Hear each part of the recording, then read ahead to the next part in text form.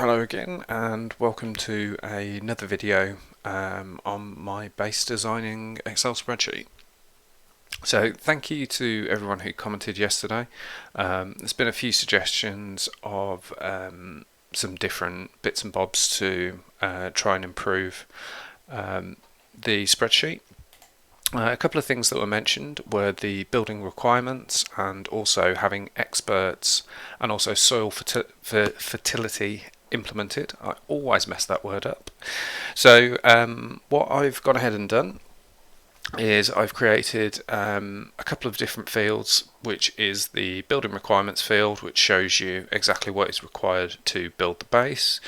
I've also put in some fields for experts, which allows you to add in the experts that currently exist in the base or the ones that you anticipate to have in the base if it's a base that you haven't built yet.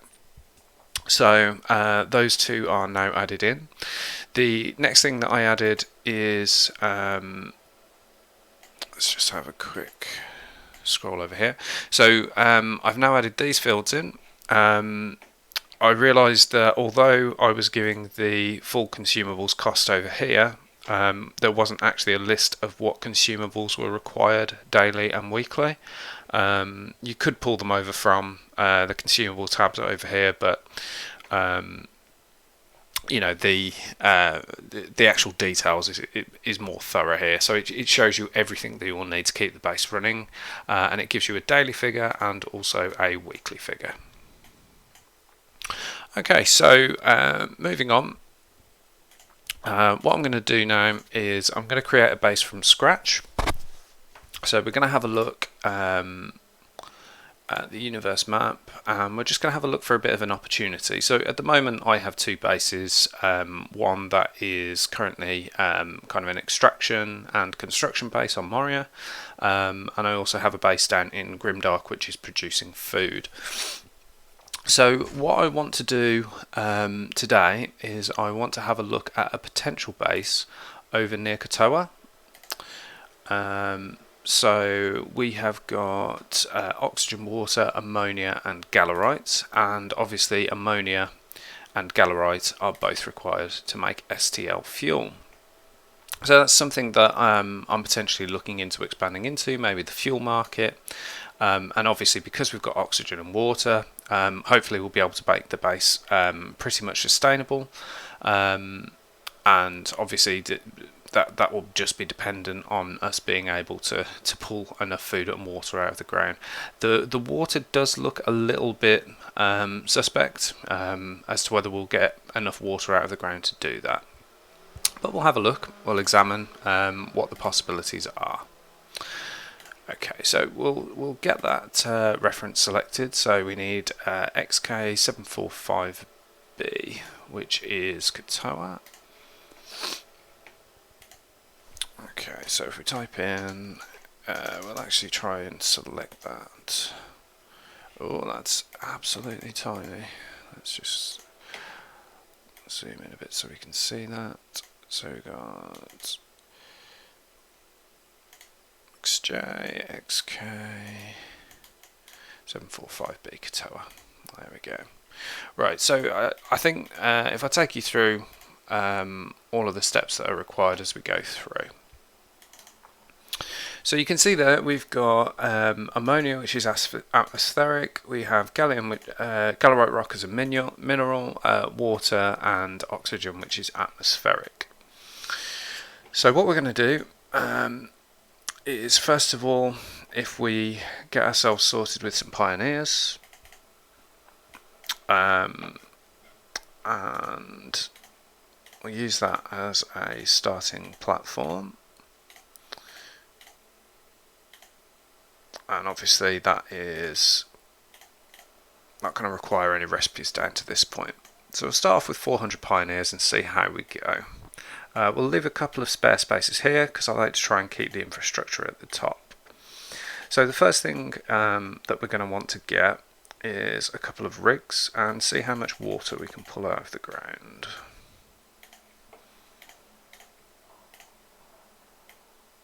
Okay, so you can see here auto-populating the H2O. So let's just see what kind of numbers we get here.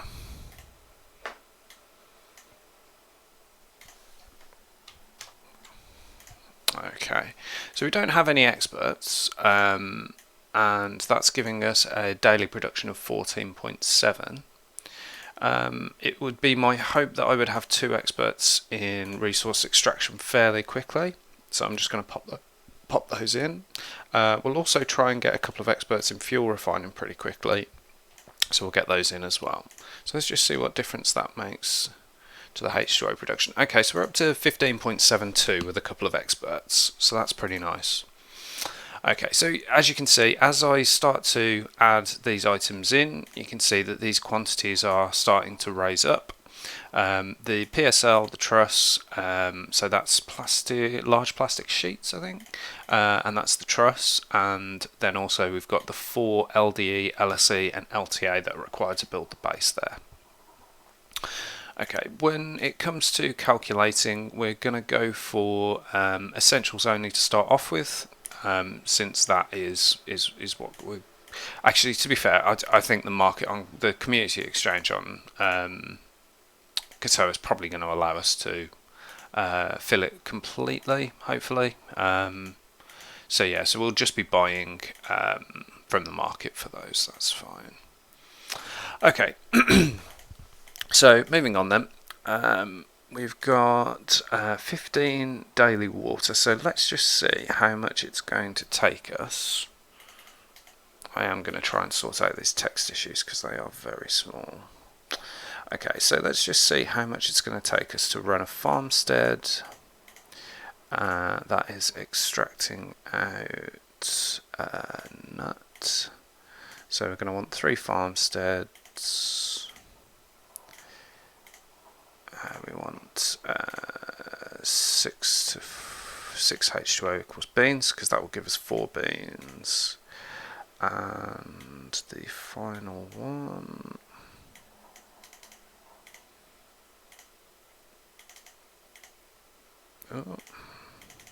farmstead, is going to be maize, I think. There's maize, there it is. Okay, so those 3 are, those 3 farms are going to be what we're going to be using. So let's just see how much consumption we have per day. Okay, yeah, so it looks like we will need at least 2 rigs to maintain that. So let's just get another rig added in. So you can see that the biggest benefit of this base creator is the fact that you can basically you can pretty much create a base on the fly, and as you're doing things you can adapt, and there you see we're all positive. So you can see we've got 12 spare H2O per day at the moment. Now that is going to be quite useful because we'll be able to convert that into drinking water later on. So let's just get a food processor and get that making the rations that we need. So we need maize, bean and nut. Now let's see how many of these we're making per day. Okay, so yeah, we're going to end up positive on maize and nuts and also beans. And that rations at the moment is more than covering what we need, which is excellent. And so now I know as soon as I add a food processor and ask it to make me drinking water, we're going to go massively down on our water percentage. So let's just see how far down that goes. Okay, so we're 87 behind, and we're going to need 2,000 per day to catch up. So we might need, let's just see how many rigs it would actually take. I think it's going to be quite a few.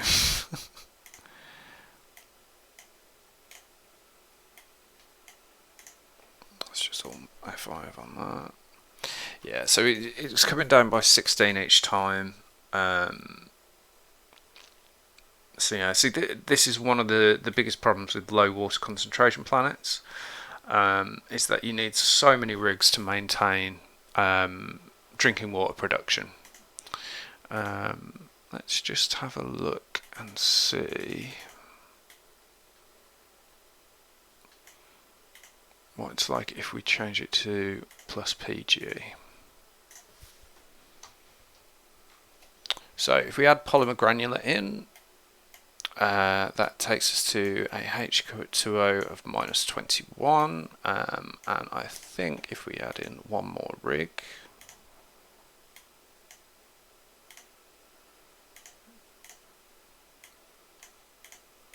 there we go.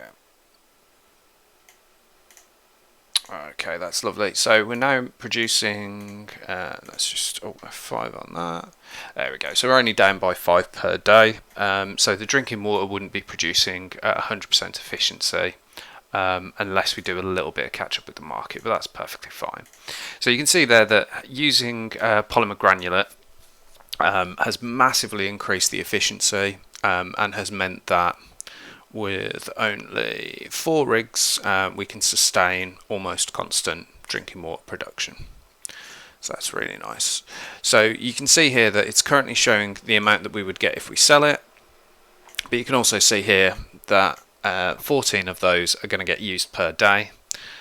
So we can reduce that down, but obviously this calculation here is actually going to remove the consumables cost, so we're adding it on for sales and then removing it again in cost, so it does all balance out. So the base does calculate the amount of these that you're actually consuming automatically. Okay, so we're going to, yeah, that looks absolutely fine. Okay, so now we've got ourselves a relatively self-sustaining base. We're producing 50 drinking water and 40 rations per day, and at current we're only using 14 of each. So we've got a bit of spare room. The only thing that we're not self-sustaining obviously is basic overalls, but you can see even with what we're creating here, the spare is more than making up for it. So we could afford to buy overalls. We might consider adding that in later by adding another rig, another farmstead that's producing raw cotton, so that we can try and make some basic overalls ourselves. But for the moment, let's have a look and see if we can add in a refinery. So where are we?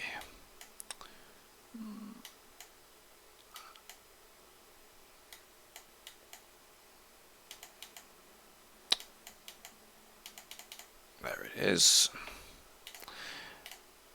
Okay. Right, so let's just see what that does there and see what we're going to be buying and selling. Okay, so you can see there we've got quite a lot of market costs, and those are coming in from the hydrogen, the gallium, Galerite rock, and ammonia. So let's get ourselves a collector, and we'll be able to get ourselves some ammonia, and we will also get ourselves an extractor to get ourselves some Galerite rock. And let's see what that does to the figures. Okay, so we're looking a lot more positive now.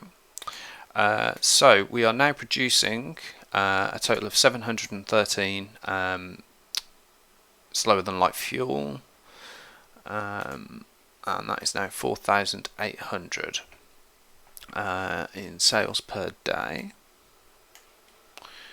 So that's looking a lot better. And how are we looking for pioneers? Obviously we have got some settlers as well, but we'll deal with those in just a second. Okay, so we are consuming only 22 rations per day and 22 drinking water per day.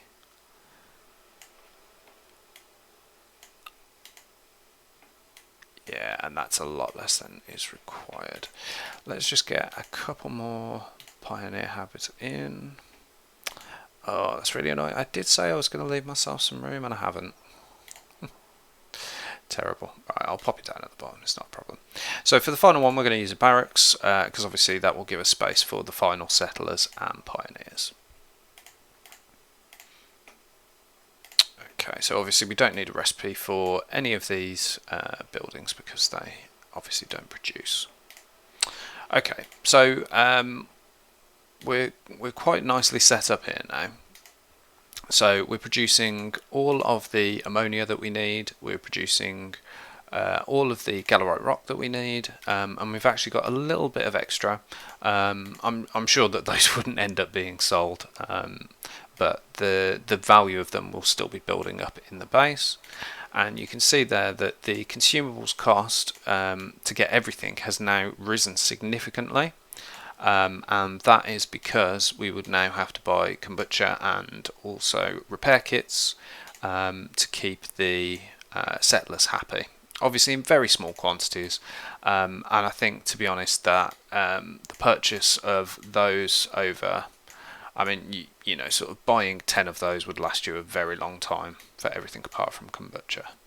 So that looks pretty fine, and I think that should be everything.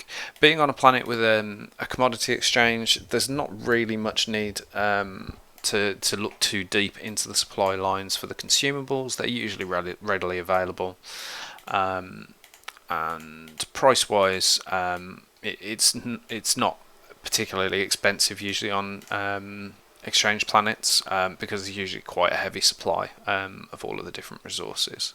So there you go, you've got a nice self-sustaining base on Katoa. You'd be producing just SF fuel as your main product, and you can see there that 713 per day would make you a profit of about 5,000. With the other products as well, if you were to sell them, you could make a little bit trimming off the top by selling your excess rations and drinking water, but to be honest, most of the time I would just hold on to them. So that is the kind of the basics of using the base creator. The great thing about this is that if you do want to make changes to it and adapt it on the fly, you can do, and it does all of those annoying calculations for you. And I've done these calculations several times, and it drives me crazy every time. So here you go, these are the new functionality features. So we've got the building requirements. So we've got the MCG that we would require, and running down the list, we'd need 48 BPH, 26 BDEs, 114 BSEs, 5 BTAs, etc, etc. Now if we were to compare this, so you can see this is quite a self-sustaining base, but to compare this to a more specialised base, so let's say down the line we decide to rid ourselves of the rigs and the farmsteads food processors, because we're sort of quite comfortably managing to get sustainable levels of drinking water and the other consumables from the market. Let's just see what effect that would have.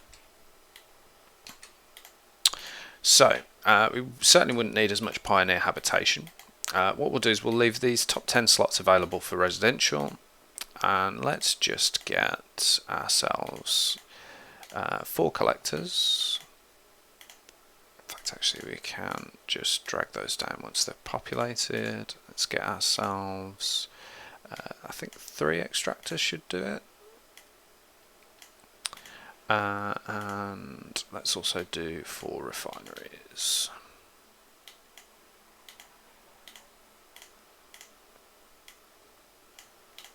Okay, so that's saying we're going to need 6, so that's frustrating. We're going to need, let's try 3 refineries for now, because that's going to be more efficient on the amount of space we're going to need. So let's just get rid of that one for now. Okay, so barracks wise we'll just need the 1, and then we will need, so we need 5 more pioneer habs. 1, 2, 3, 4. Okay, so you can see they were all positive, so we've definitely got all of our population as required. These should be nice and easy to populate. Let's just get the 4 collectors running, and the Galerite rock running.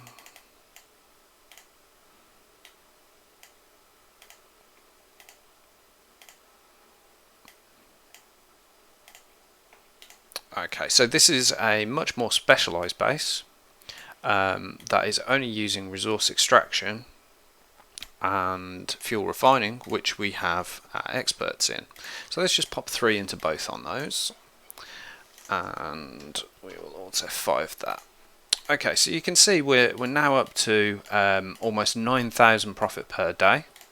It's a much higher profit, but at the same time it's going to require a lot more resources to build. In the long term, you can see here that the amount of slower than light fuel we're making is a lot higher, but the consumables cost is going a lot higher because of the extra amounts of settlers that we've got. You can see there that that's now up to 5,000, and because of the fact that we're increasing the amount of fuel production, we're also increasing the amount of hydrogen that we have to buy per day. So that's a kind of a look at how you can not only sort of create bases, but you can also customize them on the fly. If you decided, for example, that having 4 extractors versus 3 collectors, you can just switch between the two. Select the different one and refresh this list up here, and it will automatically calculate your daily production. You can see here that we're producing far too much Galerite than we need to sustain the production, so you can just delete that out, refresh it again, and as you can see, we're still making plenty of Galerite rock for what we actually need.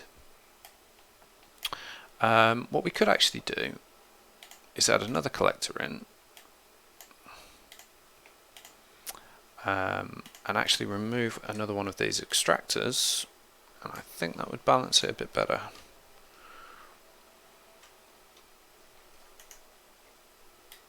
Oh, I haven't put the recipes in. There we go, that's better.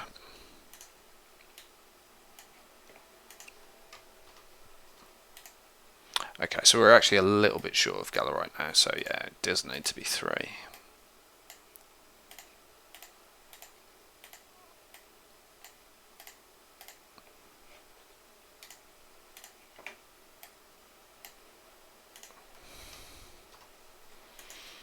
Okay, so I think that's as close as we'll get on efficiency. The only other thing that we could try is just adding in another refinery and just seeing if we can sustain the production for it.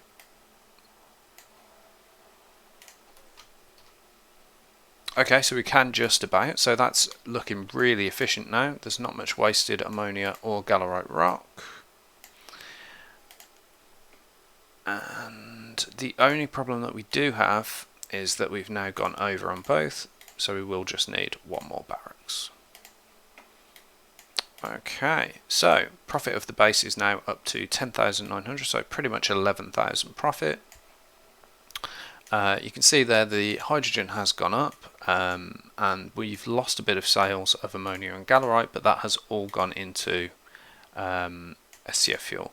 The one thing I will say about this is that because it uses actual sale data and it uses the highest buy order that it can find, the highest sell order that it can find for that product, although you might not have the supply and demand for it, if you do decide to set an order for this at higher than the current highest sell price, then you will obviously make a lot more money than is shown here.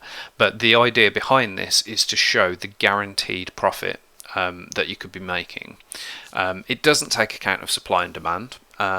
It does just use the highest available current sell order.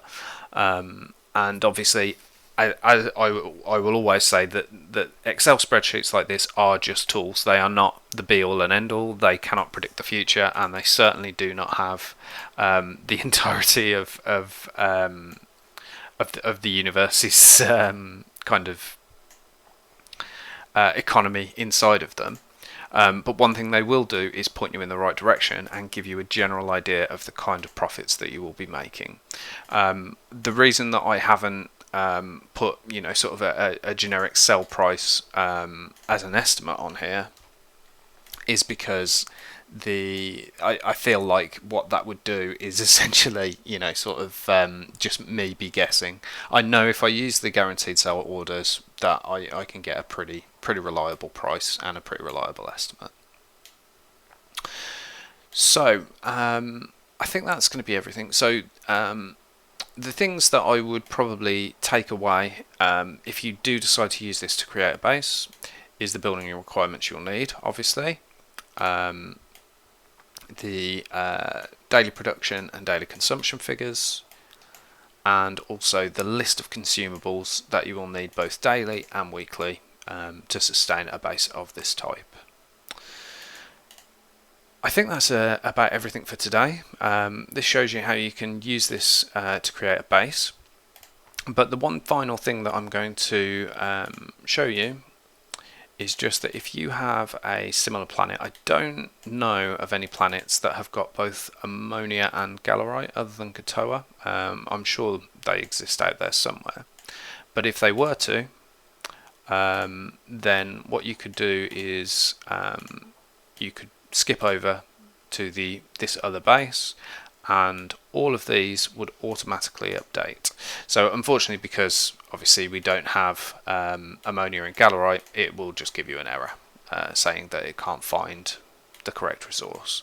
But the point is that if you have two planets that have identical resources, then you can basically just compare the two. Where's it gone? So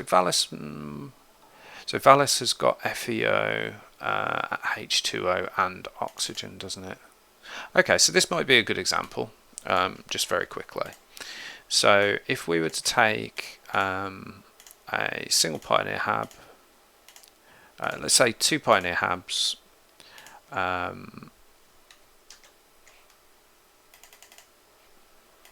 and then just put a rig,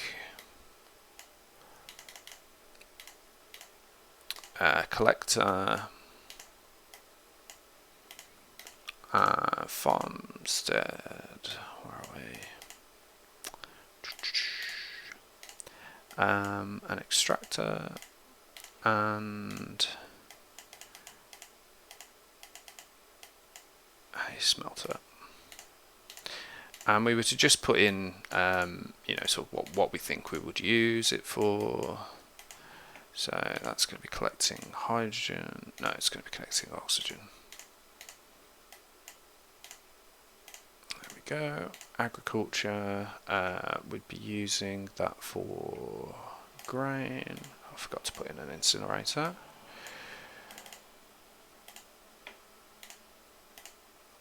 I know this isn't a perfect comparison because obviously Valis has the option to collect hydrogen and Quantum doesn't, but where are we? Yeah, that's the most efficient. We'll just extract FeO.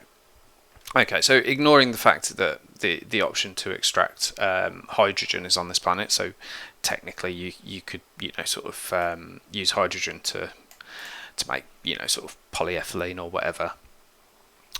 So what we'll do is let's just quickly do a quick refresh.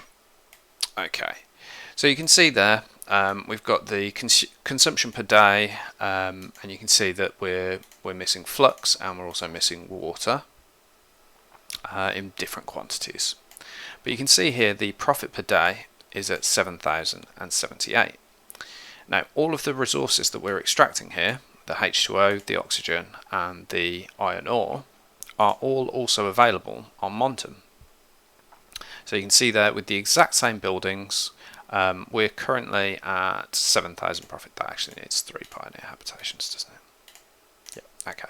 So we're currently working at a profit per day of 7,000 on Valis. Now if we were to take the exact same buildings and put them on Montum,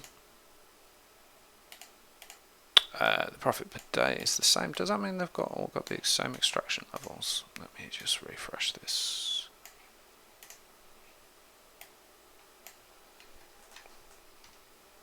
No, they have got slightly different extraction levels. That's fine. And you can see there that as we refresh all of this, the profit per day on Montum is much, much lower. The reason for that being, by the looks of it, that the extraction level of iron is lower, I think. Is that right? Let's just have a look. I mean, this is this is the kind of thing that you can look at in your own time. But if we just refresh this again, you can see that it jumps up to a much higher profit level. Yeah, so you can see the amount of iron that is coming out of Valis is much, much higher. Obviously, that doesn't tell the full story because you know, sort of there's a lot more to it than that. You've got the commodity exchange on Montum, which means that Valis is you have to factor in the SCL fuel to get from one to the other to sell.